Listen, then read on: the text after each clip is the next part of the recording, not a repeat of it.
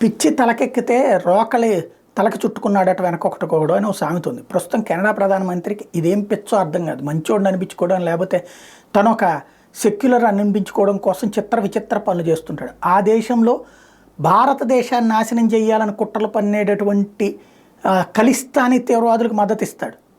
అదేంటంటే వాళ్ళకి ప్రజాస్వామ్య హక్కు అని చెప్తాడు. అదే ప్రధానమంత్రి ఇంకో విచిత్రమైన చట్టం తీసుకొచ్చాడు. తమ దేశంలో ఒక వర్గాన్ని బతకడానికి వీల్లేదు, చంపేయడానికి అనుమతి.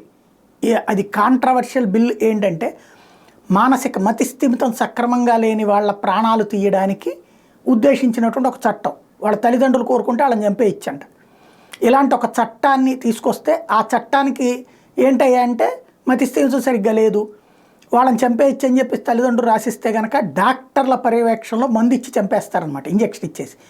అయితే అట్లా చంపడానికి కావలసినటువంటి కోర్సులు చేసిన డాక్టర్లు లేరు కాబట్టి వాళ్ళకి ఇప్పుడు డాక్టర్లు చదువుతున్న వాళ్ళకి ఆ ట్రైనింగ్ ఇప్పించి 2027 సంవత్సరంలో నుంచి ఈ కార్యక్రమం పెడతామని ప్రకటించాడు ట్రుడో.